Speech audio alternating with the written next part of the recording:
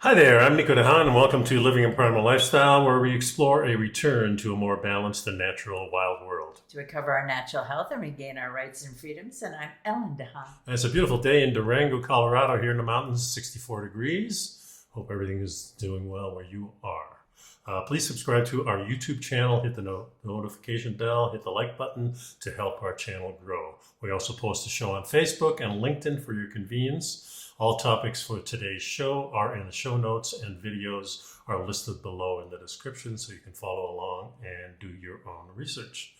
We highly recommend Mother Earth Labs for all your vitamin needs if you wish to enhance your diet with natural and effective supplements. Hit the link in the show notes to maximize your nutrition with humic, fulvic, and essential multivitamins. These two products give you all the essential vitamins, minerals, and amino acids required for a healthy immune system, with the ability to access them into your body and to detox them at the same time. They also make a great selection of other products you may be interested in, so check that out for us. How are you this morning, my love? Oh, great. I just taught a 2-hour class on enforcement and finance for condos, homeowner associations, and cooperatives. Oh, boy. But a really nice group. It was a Zoom class, and we had a really nice group of people. It's exhilarating. I really enjoy the classes. Yeah, they are great. Yeah. So let's start the show here. The first thing that is on the agenda in the show notes here is a new study suggesting a way to raise your life expectancy by 5 years without changing your diet or exercise habits. This might be something that people flock to immediately, Yeah, but we know, of course, that your diet and exercise are essential to be healthy. Yeah, and this article kind of builds a little bit more on something we were talking about last week in terms of extending your life. Really. Yeah. So the suggestion of this new study recently published in Health Psychology or Physiology, excuse me. There is psychology. Yeah, excuse me. Yeah. Mm-hmm. That analyzed data tracking the physical and mental health of more than 20,000 adults age 50 or over for 14 years. Now, that's quite a substantial study. Yeah. And they were looking for the usual factors that might cause someone to meet an earlier end, like smoking, existing health conditions, and socioeconomic status. And so they controlled for those things. Mm-hmm. But even when they were controlled for, the researchers found some older adults seem to live longer than their health profile would suggest. So what was the magic ingredient? That's what they were looking for. Yeah, and the short answer is better physiological well-being. Psychological well-being, excuse me. Too many letters in these I know, especially for me. The average, those who were happier, on the average, those who were happier, more optimistic, and more powerful. Purposeful. Yeah.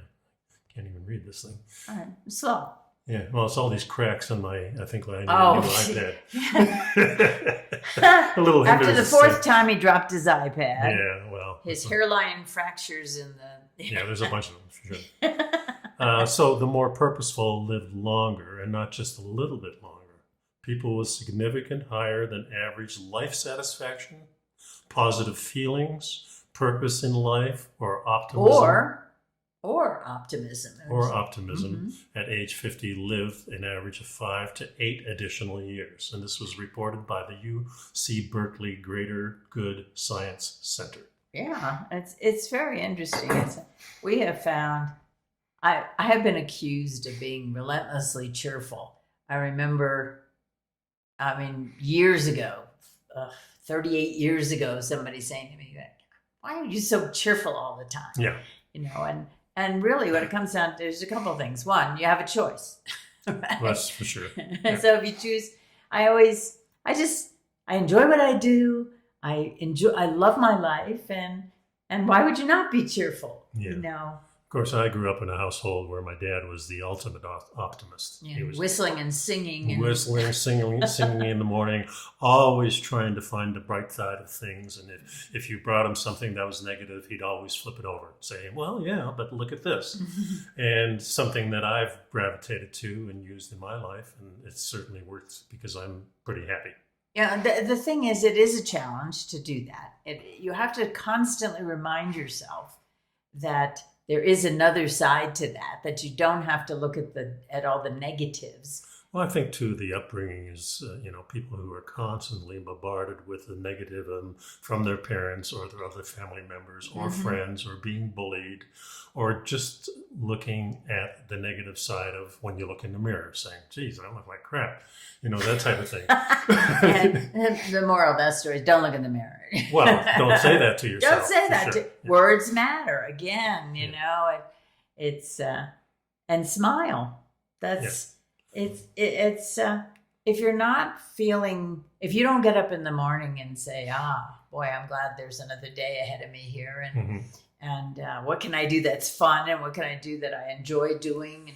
And a lot of times that might not be the first thing I think of, but I manage to be able to, by the time I step out of the bathroom, let's say, change my mind if I'm not feeling that great.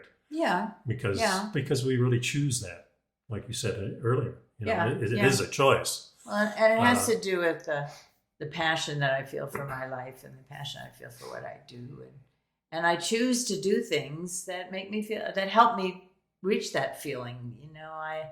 It's become a habit. It was not something I was raised with. I was raised with negativity, and first word was no, and nothing was quite good enough, and I had to find my way out of that myself.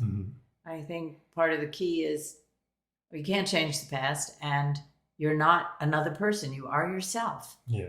Well, one of the things I learned in sales too, very early on, from a lot of the books I read, that when you get a no, it's not, they're not shutting the door in your face. It's just a give me some more information type of thing. And you can do that with yourself when you get no's. And my parents always kind of gleaned onto that, is because if I get a no, then I'll try to rephrase it so I can get that yes. Can I go outside and play? Well, no, it's raining out. It's not good for you. It's too dangerous or whatever. Well, I have something to do outside that's creative, whatever the thing is. Can I take out the garbage? Yeah, exactly. There's one right there. Yeah, that's a good one. I like that. Yeah. Well, and my approach to the practice of law has always been, if a client wants to do something, but the law won't allow it, or they're constrained by what's in their governing documents or whatever, I really look hard to see, is there something else they can do that will get them to the goal? Yeah. And so I say, well, we can't do that because the law says this, or your documents say that, but here's what we can do. Right. And as a result, over the years, I've just developed a good reputation, a strong reputation as a problem solver. And when somebody wants a problem solver, somebody who doesn't write a 5-page letter at the end of which they say, so we can't come to any conclusion. It's kind of like a roadmap. I know when we travel, we have the CB on. Not that there's a lot of people on CBs, but if there's a traffic jam ahead, the truckers usually let you know. Or we have a lot of these smart apps that will say, okay, there's a blockage here. So GPS. Instead of just sitting in traffic, which we don't want to do, we look for alternative routes. Yeah, exactly. To get to the same goal. Yeah, and you kind of have to look at it fast. I remember a couple of times ago when we were going down to Florida, and there was a squawk over the CB saying roadblock, the last exit, if you're going to be safe, and we were right on top of it. Yeah, we go off, and we find it, and then we go down these winding roads. Well, then I had paper maps. Yes, that too. I love my paper maps. Yeah. Maybe I'm retro, maybe I'm a baby boomer. Well, it's a physical thing too. But I looked at the paper map and I said, okay, turn left, turn right. We took some back roads and we got right back on the highway, avoided all of the traffic jam. And it's great. So you can do this yourself, just changing your life. In your life. Yeah. Look out for speed bumps. Yeah, and here it says individuals do the same thing. We worry about eating our veggies or putting more steps in, but forget that we have great behavioral changes, optimism, different meanings in life, friends that matter. As a matter of fact, like we have the 8 years that we look forward to by just being optimistic. There's a thing, if we say that we want to live longer, here's 5 to 8 years just changing our mind on how we look at life. Yeah, and it says, according to this article, it says being mentally healthy also can help cope better with stress, reduce the harmful physiological responses. You know, you got that fight or flight thing. When something comes up and it increases your heart rate or your blood pressure, Yeah. and that can be calmed and avoided by having a good attitude or learning techniques and strategies for dealing with stress. And, Yeah.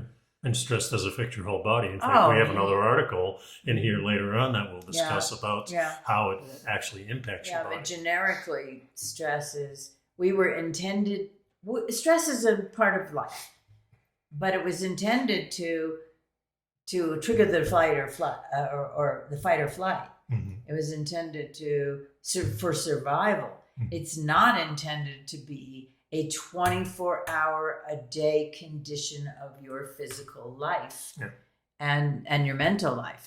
And that's where you run into all the trouble, because it takes a very serious toll on your well-being and on your organs and your blood pressure and all of that other stuff. Yeah, that's for sure. Mm-hmm. Okay, so the next article we have here that the CDC, which is the Center for Disease Control. Right. Launches the Disease Forecasting Center to warn of health threats. So this is kind of like on the back of our weather report that we used to. This cracked me up. They keep referring to, weather predictions have increased so much because they've been able to come up with these predictive models, and they're trying to somehow connect the CDC to the Weather Channel.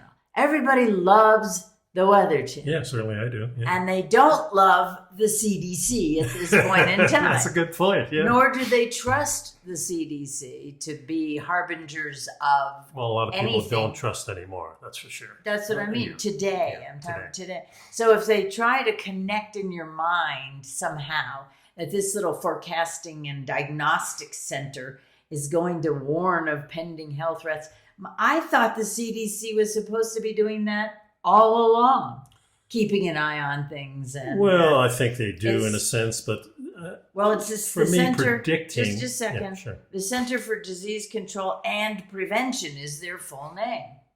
Yeah. Okay, go ahead. When did they add the prevention? I don't know. I don't know, Was it but always it doesn't say CDCP. Well, they launched the new center on Tuesday that aims to model and predict the path of infectious diseases like COVID, then relay that information to the public along with federal, state, and local governments. So they're going to tell the government, but they're also going to tell the public. Well, that's a nice change of pace. Well, I think informing the public of things is an important part of, just being aware of things. However, then come the recommendations, and the recommendations are made up not by the CDC as much as the companies that make drugs. Well, and that's pharmaceutical companies and it's no longer your doctor. Insurance companies have been companies. managing our health for a number of years now. Yes. And it's not, it's something that we tend to go away from because of the certain controls. Some recommendations are really against some of the freedoms that we always had and now have been kind of stepped upon. Our freedom to go outside. The freedom to make your own decisions about your health and have control over your own body. Exactly. But the interesting thing about this article is it doesn't say a darn thing.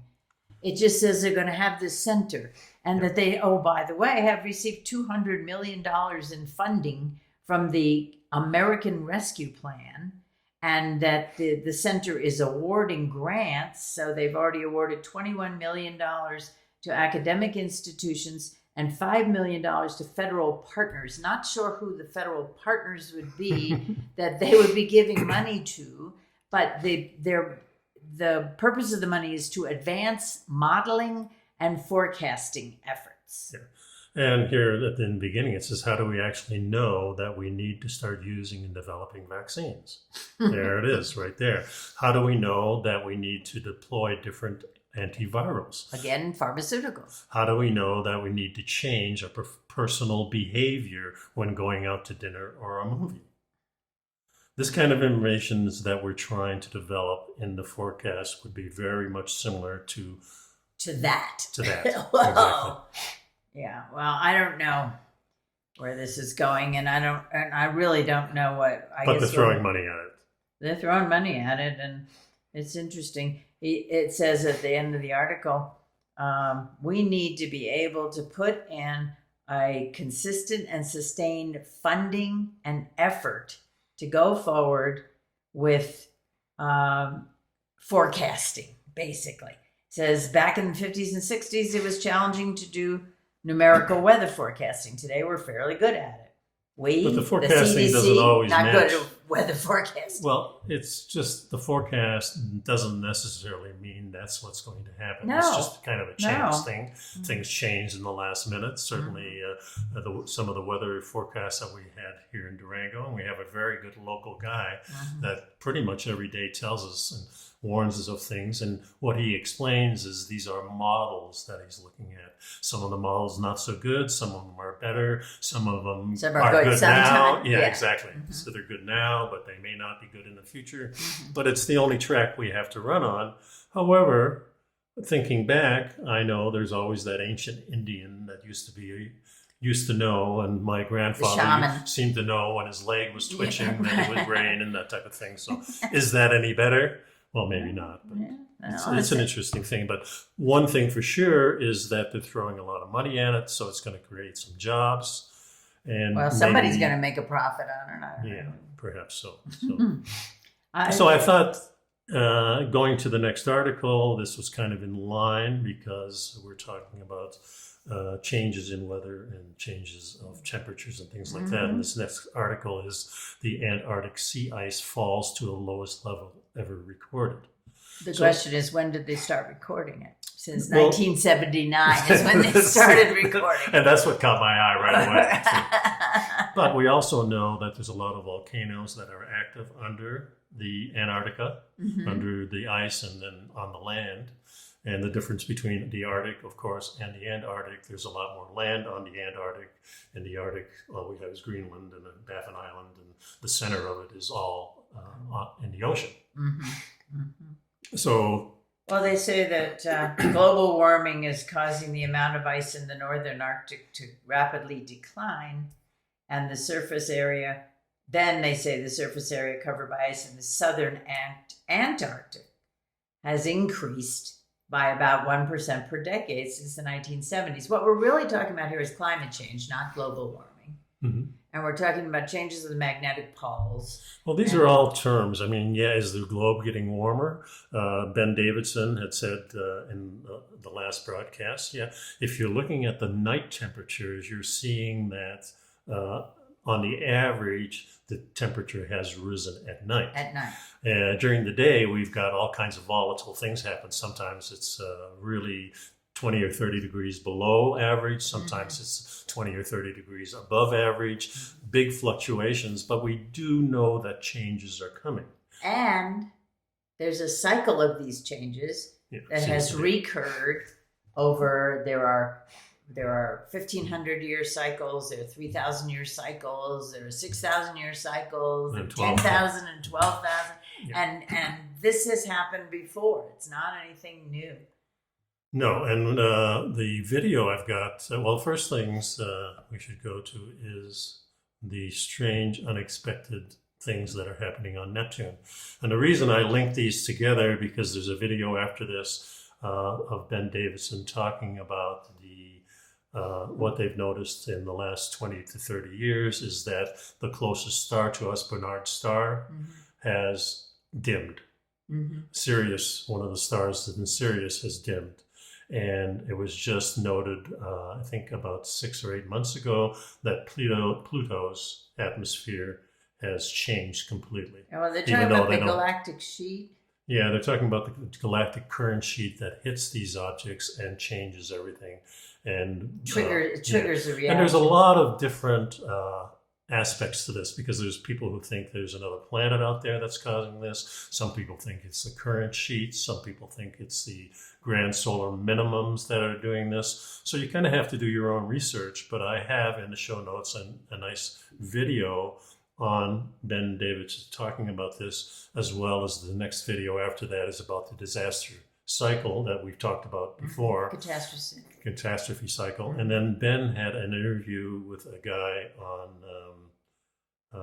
some channel. Anyway, I put it in there, and they talked for about 20 minutes on what's going on the earth. And I thought, well, I'll give all our audience a chance to look at these things, make up your own mind. We have certainly paid attention. It's kind of in the back of our minds that one of the reasons we moved away from Florida was because of the cycle, because of maybe the water is going to be rising. Maybe there's, bad things going to be happening in our lifetime still, even in our lifetime. We talk about maybe if you're 20 years old, it's probably going to happen during that lifetime. We don't know if it's going to happen to ours or not. But, well, besides... the interesting thing, particularly, let's say Pluto had already happened. Yeah, so now it's Neptune. It's kind of moving. It had to do with where it was in its rotational cycle. Well, when we look out in space, we're looking at a small quadrant where those stars and where those planets are. And there's a lot of other space, 360 degrees. Right. But if we're looking at the plane of our solar system, the planets go along that plane, but not everybody is facing this way. In other words, Saturn is right now behind us. Right. And Neptune happens to be facing the stars that dimmed, and also in that same quadrant where Pluto was. Right. And that's what they're saying. So if there is a sheet of dust, let's say, from the galactic plane coming forward, hitting these planets, then the first one that hits, of course, is Pluto because it's out there. The next one that hit is Neptune because that's next in line. The next one would be Uranus, but it's behind us. So it's probably not going to be hit unless it gets back into that cycle. So the next one here is Neptune. Yeah, so they say that in the last couple of decades, there have been some extreme changes in Neptune's atmosphere. Between 2003 and 2018, the average temperatures in Neptune's stratosphere plummeted by 14 degrees Fahrenheit. Then between 2018 and 2020, the stratospheric temperatures in the south pole of Neptune suddenly shot up 20 degrees. And they really don't know exactly what happened. It's too far away. We can't go there. One of the things they mention here, the dramatic changes are unexpected because they're happening amid a profound, long Neptunian season. It takes Neptune 165 years to orbit the sun, meaning that its seasons last decades. Like Earth, Neptune rotates on a slightly tilted axis, and this has significant seasonal changes due to the differences in the sunlight that the planet receives, of course. Yeah. Scientists expect such extreme temperature changes to happen during different seasons.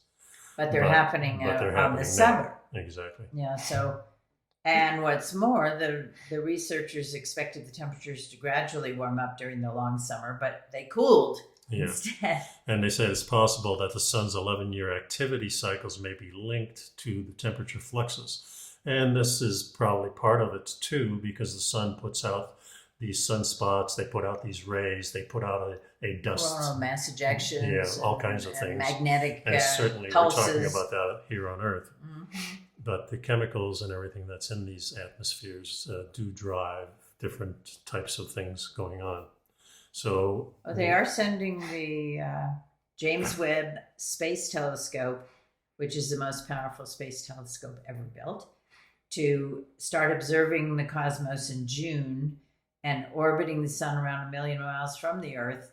It will operate at extreme cold temperatures, which are minus 447 degrees Fahrenheit. So it's very sensitive to changes in cold places like Neptune. And also being a million miles from Earth gives it a much better view, not obstructed by what happens here on Earth. So they're hoping to get more information. Yeah, and there's already images coming from the Webb telescope. Yes, they're being posted. So I thought it was an interesting article because it directly links to what Ben talks about in that video that we have, that first video. Then the disaster cycle is in there also. And then that new interview that was just put out this morning. So take a look at that and make up your own mind. Yeah, the thing is that when you're hearing about Neptune, the comments are things like, Neptune is gone. That doesn't, no, Neptune is still out there. Right. but it's a matter of there's been a significant change in its atmosphere, its stratosphere, and there are scientists that believe that it's making its way into our universe slowly down the chain. And so it's something they're keeping a serious eye on. Yeah, so 20, 30 years, if it hits Earth, that current sheet, there could be dramatic changes. But also Ben talks about the pole shift that's been going on for about 150 Magnetic years. And these things, it's kind of interesting that the poles, when you're thinking of a shift, and he discusses this, that you think, well, they're going to go this way, and then they balance out opposite each other. Yeah, but actually what's happening is they're going together, and they're going to be meeting in the Indian Ocean someplace, right opposite of the North or the South Atlantic anomaly, which is a very weak area. So we don't really know what's going on here. I think it's interesting. What is the anomaly? What does it mean? It's kind of that hole in the ozone. Okay. You know, we have that at the poles. This is where all that energy goes. But there are these bands that go around the equator up to the temperate zones. Yeah, and this is where the South Atlantic anomaly is. There's kind of a hole there. There's a hole in the ozone that they just recently discovered, and it's in the tropics. Basically. Well, it's not recently discovered, but in our lifetime, we kind of discovered it. That's true. Yeah. Anyway, check out those videos, and I think you'll find them interesting. Next on the list is global... medicalization has come. Yeah, with selfish herd immunity. And this is kind of an interesting article. It's about W.D. Hamilton. If you don't know who W.D. Hamilton is, he's one of the leading evolutionary biologists of our time. His theory of inclusive fitness transformed the study of social behavior by demonstrating how altruistic and selfish tendencies are expected to be modulated by genetic relationships. Well, it's very complicated stuff. He passed away in 2000, so... but he says there's something... His writings are very wordy. That's the word I'm going to use. But I think I can distill a little bit of what there was in his... There were some quotes in here from his writings, and I think the bottom line was that he saw a development. He wrote a book called... Entitled The Hospitals Are Coming. Yes. Yeah. And he was talking, but he wasn't using the word hospital necessarily like a bricks and mortar building where they do surgeries and He was stuff. looking at more like the medical system that is under control by a government or He was looking companies. at the government, the corporate, and the insurance, All and the linked together. pharmaceutical companies, everything growing. And growing together and apart from us, in a sense. Right. But he said there's a lot of biological changes and brain changes that happen because herd immunity may work on one way, but it may also create these things where we automatically distance ourselves from people when we hear things. Well, he has a term called selfish herd immunity. Right. And then he talks about that that social distancing isolates individuals, and his model of group behavior is an individualistic one. Rather than being the herd in terms of everybody, it does not rely on a herd instinct or empathetic response to others who may be in a similar plight. Instead, it's based purely on self-interest in the most basic of all behaviors, self-preservation in the face of danger. Yeah. So he's looking at so many Western societies have individualized solidarity. So he was they're trying to figure out why were people so compliant with the lockdown. But also on the other side, why are so many people also not compliant? Well, and I think it's both sides of the coin. Yeah, it's the same. He was thing. looking at why would it be that everybody would just, it's counterintuitive because you think of the sheep, Sheeple. The sheeple, yeah. I'm just saying that when they told everybody, go in your house and don't come out, everybody went in their house and didn't come out, and the question was that related to the herd mentality or was it related, or was it related to the selfish herd immunity, which meant I went in my house not because the government mandated that I needed to go in my house, but because at the time It seemed like the best thing to do. It seemed like a good thing to do to preserve my own well-being and health. Yeah. And Me, it's certainly individually. that goes through your mind. There's no doubt about it. I also think of the other side of it, herd immunity being the virus itself going and trying to infect as many people as possible. This is the thing. The term herd immunity has always meant once the infection reaches a certain critical tipping point, then people develop. There are enough people who've been infected that they develop immunity that it then passes on and it gets boosted naturally and whatever. Yeah. And he's really talking about something more of a herd instinct. Yeah. And he's also saying what he says is that people complied with the lockdown law not because it was a collective thing, but because it was an individual personal thing. And that his prediction is more traditional groups with stronger social networks and greater collective solidarity might be less compliant. Seeing the groups, we have it backwards, kind of. That's what he's saying. It's interesting. And we do have a big backlash. And in fact, I think in the United States, we probably have the biggest divide, as probably half the country is thinking one way and the other half is thinking the other way. Yeah, whereas not so much in a lot of other countries where you have 70% of the population already being vaxxed. And some countries not. Well, no, it's the same process. It's things like Africa where only 90% of the people are not vaxxed. So you have both. Yeah, but in the United States, it's going to kind of divide it half and half. Yeah, but there's so many contributing factors to things like Africa, with the distances, the inability to get to a hospital, so Not many many things. people can afford it. The governments can't afford the vaccines. But they're talking here about the divisiveness that occurred. Yeah. You're going to stand your ground no matter what on either side. Yeah, and it's become and then there's the bashing and the bullying because of that. Yeah, and that's the real detrimental part. Yeah, it's damaging to our society. It's damaging to us as individuals. And it's anyway, another consequence of all of the actions that were taken. Yep. So let's shift gears. I give you, if you're going to read that article, it's read it over a couple of times. Yeah, it's slow going. And look up Hamilton, W.D. Hamilton, and you'll find a William something Hamilton. Yeah, I think so. Next article. This flips it around a little bit. What we should know on a different topic. Yeah, this comes from healthline.com. What you should know about brown fat. And a lot of people I didn't know in the beginning when I started studying about 12 years ago, diet and fat and how it relates to how we feel and if we're hungry or not and where the energy comes from, that there was such a thing as brown fat and white fat. But there is. And there's a difference between the two. Yeah, well, they have brown fat is brown adipose tissue, which is also known as BAT, BAT. Yeah, and the other one is the white fat adipose tissue, which is WAT. Wow.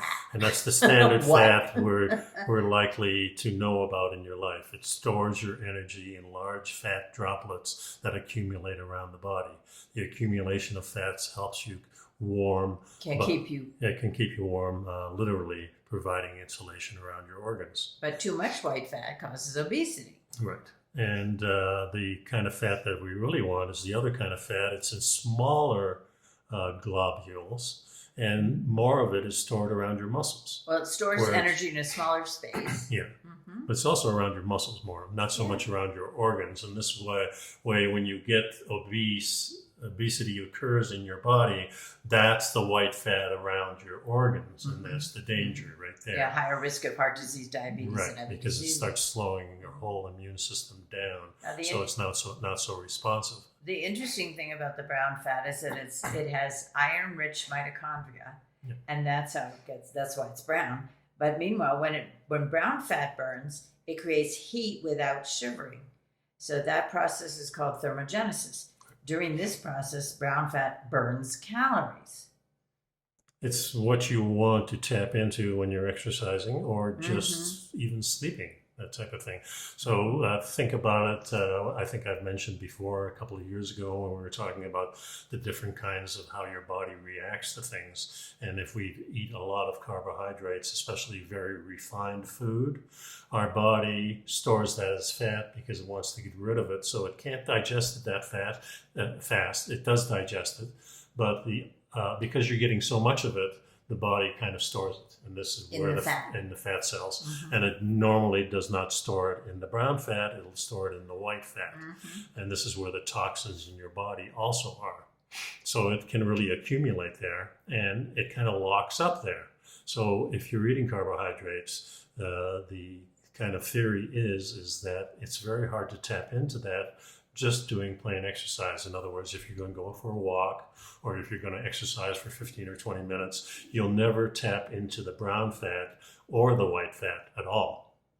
Just to reiterate for a second, when you eat carbohydrates in a large quantity, and they're not digested. No, they're digested. They're digested, but they're not used. Then they get stored as fat. Yeah.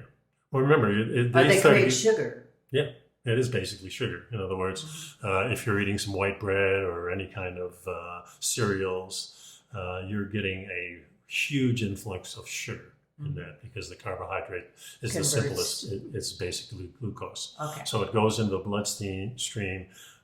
Your pancreas is formulating a compound that kind of regulates that. And you're trying to make insulin to digest it's the sugar. It's the insulin, that's exactly what we're talking about. And the insulin is deciding how much of that insulin we need to counterbalance that so much sugar. But if you have too much sugar... Because in the wild, as we grew up thousands of years ago, there's not a lot of that. So this is the built-in process. So in other words, if you're in the desert or you're someplace where there's bees and you find the honey and it's so good and you eat a lot of it, you're storing a lot of that as fat. But most of the time when you do find the honey in large quantities or fruits and things like that, the season is kind of dictating that. It's a short period of time. Short period of time. And it most likely, at least in the United States and Canada, it's in the fall. Yeah, when you need a little bit more fat to get through the winter. Right. So this is kind of the natural protection. But if you're doing it on a continuous basis, in other words, you eat cereal in the morning, and you have some bread for lunch, and you're eating pasta in the afternoon, and all of that is accumulating in your body. Your body is frantically trying to store it. It's digesting it as fast as it can, but there's so much that it has to store it. Whereas you're eating more protein and things like that, that mechanism kind of really slows down. And what happens is that you're able to tap into those stores as, your body's not burning the sugar because it doesn't have a lot of it. So well, the sugar's been stored away in the fats and it's not accessible. Right. Or it burns quickly and then, that whole thing of getting a sugar rush and a sugar crash. Right, yeah. Because it's being stored. Right. So you're using it, but now it's stored so much, there's no more left. So now you're going down, and the reason you're going down is your other energy source, which is fat, is not being able to be tapped into. Right. Okay, so this is where the obesity problem lies. So if you flip it around the other way, you're eating more of the proteins, the slow burners, or even some carbohydrates that may not do that same thing to you. And there's some vegetables and roots and things that you can do that. You're able to tap into those fat stores as energy. And the reason this is important because the energy of the fat is stored next to your muscles, and so are the carbs. So if you're burning fat constantly and now you need extra energy, you're able to tap into the carbohydrates. Okay. So first it burns the fat, and then it goes. And it doesn't really happen the other way around unless you exercise for over an hour. And we found out a long time ago that you can tap into those fat stores. Marathon runners have proved that. You run out of those carbohydrates about halfway through, and all of a sudden now you can kick it into burning that brown fat or even some of that white fat. Well, the key here is also that we lose as we get older. we first of all, we only have small reserves of the brown fat. Right. And then as you get older, there can be less brown fat in your body. Well, if you're not used to tapping into it, then there's less of it. Mm-hmm. So the question becomes, how do you change your body besides the diet? Mm-hmm. And we found some real good mechanisms because cold exposure does this. Well, so this article goes on to talk about ways that you might be able to gain more brown fat. Right. And one of those ways is to cool your body. Even cold temperatures helps you recruit all these brown fats. So they say it converts into brown fat. Yeah. And so they call it recruiting. Yeah, so both your carbohydrates and some of the white fat can be converted into brown fat. Right. So this is very useful because if you're exposed to cold, and they say even around 66 degrees Fahrenheit, which is 19 degrees centigrade, may be enough to turn and recruit some brown fat. Now you have to be exposed for a couple hours. Yeah, well, they say but we've 2 also, hours a day. We've also discovered if you go lower, and this is where the Wim Hof the breathing and the cold exposure comes in, is that by using the breathing methods and exposing you to more drastic, like 40 degrees or below, or going into an ice bath or a cold shower, this recruits and makes this brown fat, which is so valuable to you. Yeah, they also suggest possibly turning the thermostat down a few degrees, or going outside in cold weather. Yeah. You know, so of course, some parts of the country that wouldn't be so helpful, but the cold bath or the Florida, cold shower. cold, it's all kind of relative. So on those cold days in Florida that were 60 degrees, that seems to be enough as long as you're out there for a couple hours. Yeah. So you can go to the beach, even though there's sunlight, it might be 60 degrees. It still feels kind of good. You're active, you're doing things, and this is enough to do that. Yeah, but you can't take a cold shower in Florida. Cold water just isn't that cold. Yeah. So the next thing they talk about is exercise, and he said there's not enough research to know if exercise creates more brown fat, but exercise still has many health benefits. I think that a high exertion exercise does that. So in other words, if you do some sprints, you don't have to do a lot of them, but you're huffing and puffing, and that does help it. Climb up a few steep hills and Durango. Climbing certainly is something really good for you. That's for sure. Yeah. Now they did say they did some experiments on mice to figure out if they could create brown fat, if the mice could create brown fat, and they found that there was, when exposed to cold, the mice did create the brown fat from the white fat. And so these were specially engineered mice that were born with very little brown fat because they limited a protein called 1A BMP receptor. Now, they discovered that a certain protein called early B cell factor 2, EBF2, might play a key role in building brown fat. And so when these engineered mice were exposed to high levels of EBF2, it transformed the white fat to brown fat. I'm not sure engineered mice. They might be just... I mean... sounds like you're making mice, but... no, but I think they were adjusted or genetically modified mice, let's say. And then, but they did say that these cells consumed more oxygen so that the brown fat was producing heat and burning calories. So they at least were able to establish that. Well, the question is, can brown fat help treat or prevent conditions like diabetes? To control blood sugar. Yeah. So a 2015 review on various studies have shown that brown fat burns calories and may help control blood sugar and improve insulin levels. Remember, the insulin levels are directly related to what the sugar is. Sure. Every time that you eat something, there's a little insulin that kind of spritz into your intestines. Yeah, it's a hormone. Yeah, just to see how much is there. If there's more, they put more in. If you don't need it, you don't need it. Well, that's great. And it is very much related to type 2 diabetes. Yeah. So check that out. I think it's an interesting article about that. So we talked in the beginning about... we talked last week about...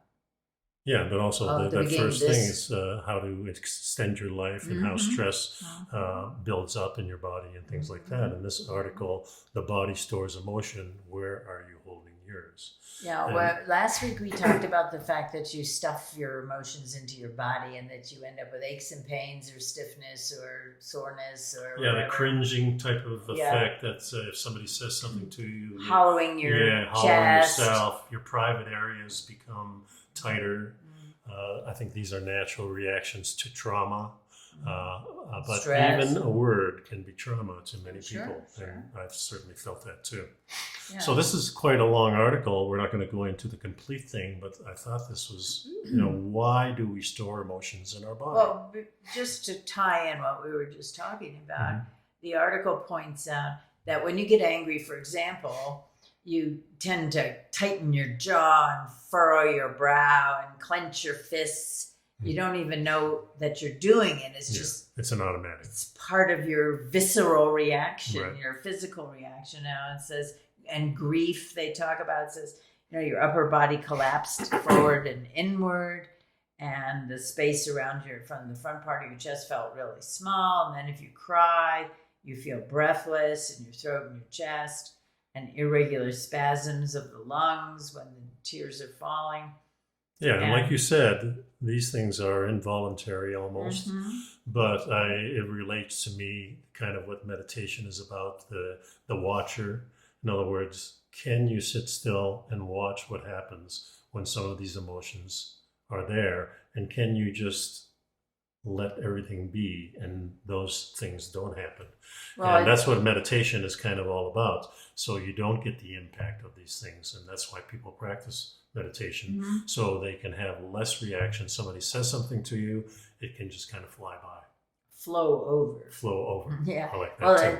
Powerful emotions, including traumatic experiences, are felt and expressed in the body in a physical way. Yes. And they can become trapped in the body because we're socialized to suppress our feelings, swallow our word, hold back grief and anger, and just stuff them down. You've heard people say, I just stuff my emotions down.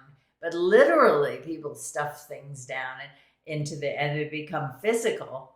Yeah. And it accumulates in different parts of the body. So it's kind of interesting. Well, I can relate this to the Jiu Jitsu, because Jiu Jitsu is a traumatic thing when somebody's attacking you.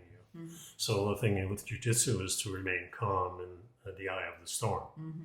And so we're going to be fighting, controlling our breath, and we're going to be calm while somebody is attacking us. So we have our wits about us, so we can do the maneuvers that we've learned, and they can become kind of automatic. And this is a direct relationship to this, because you're not using emotions in jiu-jitsu. At least that's the plan. Well, because if you start using your emotions, Well, you start panicking, you do different things. You're not doing the move you're supposed to. Don't follow protocols. Exactly. And this is kind of what happens with your body when somebody says something to you, something traumatic happens to you. And the reason why this is really important, for the last 2.5 years, we've been hearing all kinds of propaganda. Some of it may be true, maybe not true, but it impacts us because we pay attention to the news. We get messages that are not necessarily in our best interest. Yeah. Or you interpret something that not necessarily. And maybe it's in our best interest, but the panic part of it is certainly not. Yeah. So it talks in this article. I'm not going to go into great detail about it, but it says the jaw very often holds the emotions of anger and resentment, because you kind of clench your jaw, and they give you suggestions of how to release the emotion in your jaw, type of some exercises to do, or some and this is why breathing this is all related to this article is great, because not only does it pose the question, it also gives you the area of the body that may be tightening up, causing you problems, and then it gives you a solution on how to release these things. Right, but the interesting thing for me was it talks specifically about anger and resentment affect the jaw. Your neck and your throat have to do with communication and self-expression. So the expression, you hold your tongue, you swallow what you want to express. Yeah. So that affects your throat and your neck. And also a long-term pattern of behavior, it mentions here. Perhaps feel compromised in their ability to speak up for themselves. So this could be a prolonged thing. Somebody says something to you. It accumulates over time. Right. Instead of getting it out and saying, hey, look, this is my point of view. right here. And that's an important part. So how to release your emotions in the neck. And then shoulders, it says unhealthy posture. Well, that's a given. I mean, you're sitting there staring down at the screen, and before you know it, your whole back is rounded and your neck is thrust forward, and it's become a habitual posture that it's very difficult to straighten. Well, everybody's looking at their phone, and you're looking down. And you're looking down. And it'd be nice to have the reality being here. Yeah, well, I look at my phone this way. I just do, and I look at my iPad with my eyes down, but not my shoulders. It's just... Yeah, you're certainly better at it than I am. Yeah, sometimes it's something we have to be more mindful about. The chest is where you have powerful feelings of love, grief, and depression. And then when tight, blocked, or diseased, imbalance in the chest-heart space can lead to poor mental health, overcoming even outcomes, even cardiac conditions. And then it gives you some suggestions for how to release that. And the hips are related to sexuality and relationships. So stiffness in the hips. Or disconnecting from one's pelvic floor. And this is one of the things that stresses in yoga when you're doing that breathing, is to press down on that pelvic floor. And in the beginning, when I first started yoga, I couldn't even activate that muscle. Now it becomes second nature, but in the beginning it's very hard. If you've never used it, what are you talking about, pelvic floor? I can't even move it. I'm sitting on the floor. So, sitting on my pelvis. What's the problem? Exactly. Yeah, but so again, it's interesting that you have a trauma, and it goes to a certain part of your body depending upon the nature of the trauma. Yeah. And this article is nice because it does give you some exercises to do, some techniques for releasing that. And a lot of these techniques do come out of yoga. And I was talking to the guys over at the dojo the other day before our lesson, and I was mentioning that martial arts and yoga are so tied together, and all of this seems to have started in India, and the ancients, and as early probably as 30,000 years ago. So if we're talking about the disaster cycle, we're talking about 3 cycles ago, the 12,000 year cycles. Yeah. So that's a long time, and it's survived through these catastrophes that have happened on Earth, where we kind of start over again. And the last one, of course, was the Younger Dryas, and we didn't really emerge out of that. At least our history books don't show much happening until about the 6,000 years BC. And then, where are you going with this? We're talking about meditation. No, I'm talking about that these ancient traditions of yoga, which addresses all these things, happened 30, 40,000 years ago, maybe 20,000 years ago. I don't really know, but they're ancient, and they were carried over from these disaster things. In other words, they survived. There's a lot of things that didn't survive. I mean, who built the pyramids? It doesn't seem like the Egyptians did. It's probably the Egyptians before. Well, I'm just saying that this is important because this is It's an ancient technique. It's an ancient technique, and probably every culture has this type of technique. It's just that India was so crowded, and they were also travelers, and they took it to China, and they took it to Japan and Thailand in the East. And we have very little of this in the West. But I bet you if you look at the ancient cultures of Norway, or even our Indian cultures, they have something very similar. Yeah, well, certainly there were rituals, there were smokehouses, there were ways of relaxing, letting go, trances and medicinals, natural herbals, things that went on that did release some of these things. And we in our modern society, where we're stationary and we're sedentary. And we're sitting in chairs instead of on the ground. Right? Yeah. I was just seeing, I saw a video this morning about squatting. And of course I squat every day. But it's so unnatural to Western society, where the Eastern society, well, they didn't have chairs, so naturally they squatted. Yeah. But it's very, very difficult if you've never done a squat. Or you squat or you sit on the floor. And they squat for hours. Whereas a Western person has a very difficult time. I can squat for 10 or 15 minutes, but after that it gets uncomfortable.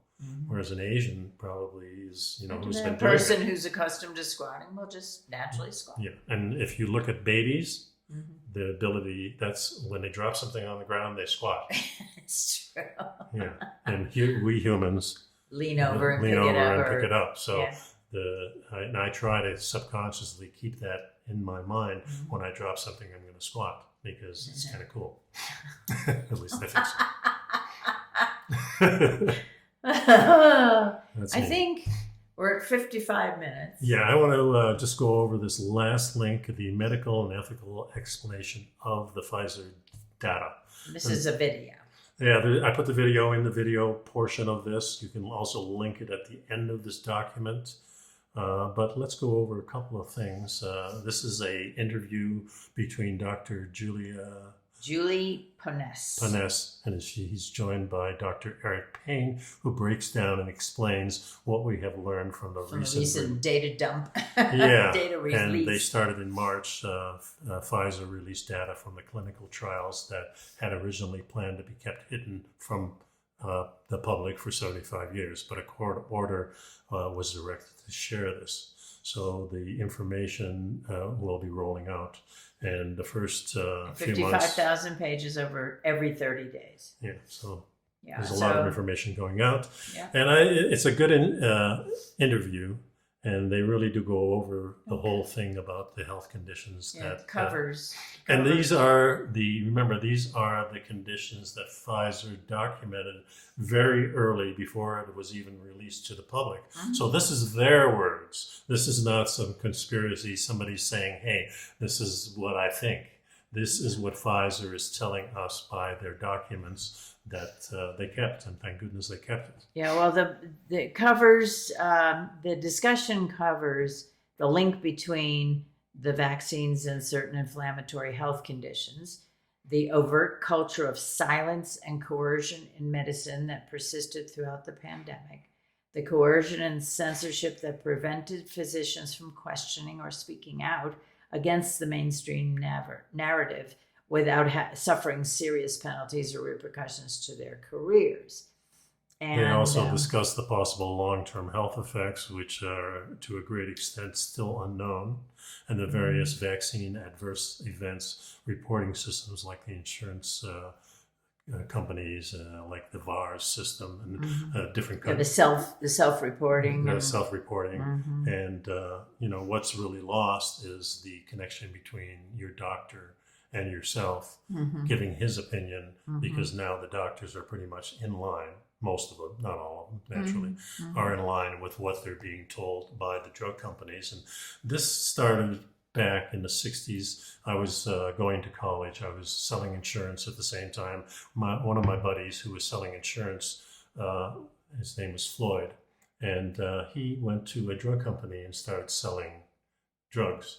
That particular company's product. Yeah, it was the same company that made Quaaludes. I remember that distinctly because Quaaludes were in the news in those days. Right. And what he was saying to me at that time, he says, we're becoming the education for the doctors. He says, no longer are they going to be relying on... To try and read all the papers and the published articles. It's much easier for him to sit down with me for 15 minutes to an hour and for me to explain, here's the drug, and this is how we're going to treat it, and this is how you can sell it, and this is how you can... This is what it does. Yeah. And don't worry about the side effects so much. We have to put them in there, and this but was they're very not early. Remember, this was in the 1960, I think around 67, 68 time frame, just before I graduated from college. And he was just, and I was kind of flabbergasted. You mean, you don't get the education from the university anymore, and from the medical labs? You're getting it actually from the companies? And he says, yeah, that's the new trend. He says, because we can go into that office and convince them to use these drugs. They get a little splashback in income from the drugs. Or they get a trip to the Caribbean, or things like that. A golfing tour. So I think it's important for our audience to understand that the link between the drug companies and the pharmaceuticals and the relationship with the physicians and the insurance is completely changed, and it's changed over, I mean, we're talking like 60 years. So let's say 90, it's from 1970, it's 52 years. 50 years of them being trained Evolution. by people coming through their door. Mm-hmm. And this is kind of the same thing as if, you're working for Z-Bart rust proofing company, and now Z-Bart's coming in and saying, hey, we've got a new product here, use this instead. It binds a little bit better, it lasts a little bit longer, and you don't have to go to somewhere. And you can charge a little more for it. Yeah, exactly. Well, Whatever. It's It's there too. But, check Anyway, out the video. Yeah, the video is important because they are having an intelligent and educated discussion about deconstructing about so far what's been disclosed and the concerns that have arisen because of what's going on. And this is kind of what that doctor, that Neutralis, what was his name, Hamilton, who was looking into the evolutionary biologist. How he was looking into it. So that's how I tied it kind of together. Anyway, make up your own mind. That's what we always say. You have to do your own due diligence. Don't just listen to us. But we're glad Please do listen to us. Yes, exactly. So, anyway, thanks for sticking around, folks. We'll see you then next time. Be well. Bye-bye.